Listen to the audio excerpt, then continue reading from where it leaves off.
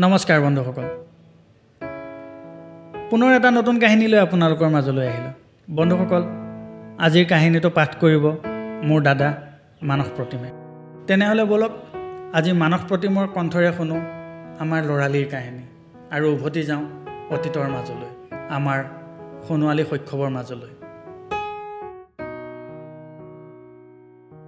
কি যে মধুৰ সময় আছিল। 5 টকাকৈ তুলি 10জনে এটা ক্ৰিকেট বল কিনি খেলিছিলোঁ। আজি অকলে 10টা ক্ৰিকেট বল কিনিব পাৰোঁ, কিন্তু খেলিবলৈ 10জন বন্ধু গোটাব নোৱাৰোঁ।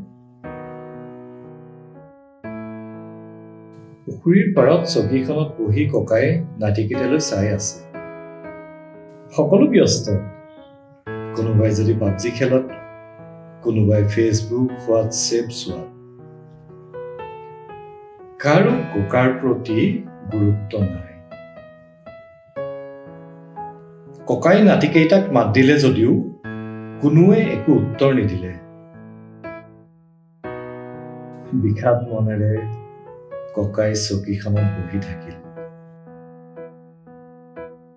কিছু সময়ৰ পাছত ককাই দেখিলে ককাৰ পুৰণি বন্ধু এজনে গৰু খেদি খেদি সেইফালে আহি ককাৰ কাষ পালে।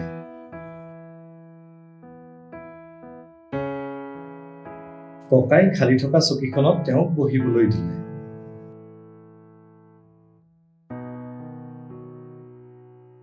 ককাই পুনৰ নাতিকেইটাক মাত লগালে, কিন্তু এইবাৰো কোনো এজনে একো সঁহাৰি নিদিলে। তাকে দেখি ককাৰ লগৰজনে ককাক ক'লে, বান্ধৈ, তুমি যিমান মাতিলেও ইহঁতে তোমাক মাত নিদিয়ে। সকলো নিজক লৈ ব্যস্ত আছে। ককাই মাত লগালে, কিনো কম বান্ধৈ, আজিকালি ল'ৰা ছোৱালীবোৰে মোবাইলটোৰ বাহিৰে একো চিনি নোপোৱা হ'ল। ৰাতিপুৱা শুই উঠাৰ পৰা ৰাতি শুৱালৈকে অকল মোবাইলটো লৈহে ব্যস্ত থাকে। তোমাৰ মনত আছেনে বান্ধৈ আমাৰ ল'ৰালি কালৰ কথাবোৰ? আমি যে কি কৰা নাছিলো, কিমান যে দুষ্টামি কৰিছিলো। আজিৰ ল'ৰাবোৰে কি বুজিব? কথাষাৰ শুনি লগৰজনে মাত লগালে, হয় হে বান্ধৈ, তোমাৰ মনত আছেনে সেই যে ইকৰাণী বাৰীৰ দৰাৰ কথা? পুৱাই কিবা এটা খাই লুকা ভাকু খেলিবৰ কাৰণে ওলাই গৈ আন্ধাৰ হোৱাৰ সময়ত ঘৰত আহি পিতাই হালোৱাৰে চাই কোবকেইটা যে পিঠিত পৰিছিল।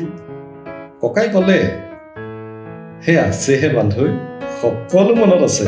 মাৰ্বল গুটি খেলিবলৈ গৈ পিতাইৰ পিটন খাই বিচনাৰ তলত সোমাই থকা, কাৰ ঘৰত আম কঁঠাল জাম আছে সেইবোৰ মনে মনে ছিঙিবলৈ যোৱা। সেইবোৰ কথা আজিকালি ল'ৰা ছোৱালীয়ে কি বুজিব?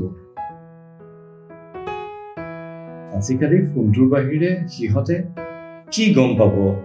টাংগুটি খেল, গুডু খেল, লুকা ভাকুৰ লগতে বহুতো খেল সমাজৰ পৰা নাইকিয়া হৈ গৈছে দেখোন। কথাখিনি কৈ ককাই এটা সমনীয়া কাঢ়িলে। ককাৰ লগৰজনে ক'লে, কি ক'বা আৰু বান্ধৈ, এটা সময় আছিল। আমি সকলোৱে পুৱা গধূলি খেলা ধূলা কৰি নামঘৰৰ দবাৰ কোব পৰাৰ লগে লগে প্ৰাৰ্থনা কৰি পঢ়াৰ টেবুলত বহিছিলো।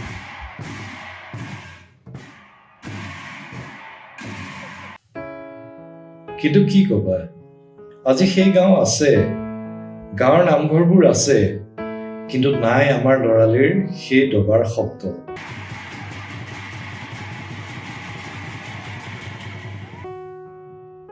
নাই পুৱা গধূলিৰ নামঘৰৰ পৰা ভাহি অহা খোল তালৰ শব্দ।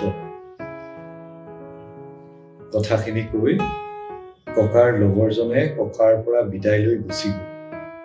ককায়ে চকীখনত নিজৰ দেহাটো এৰি অতীতৰ বুকুৰ মাজলৈ সোমাই গ'ল। ককাৰ চকুৰ আগত ভাহি আহিল গাঁৱৰ সেই আলি পদূলি।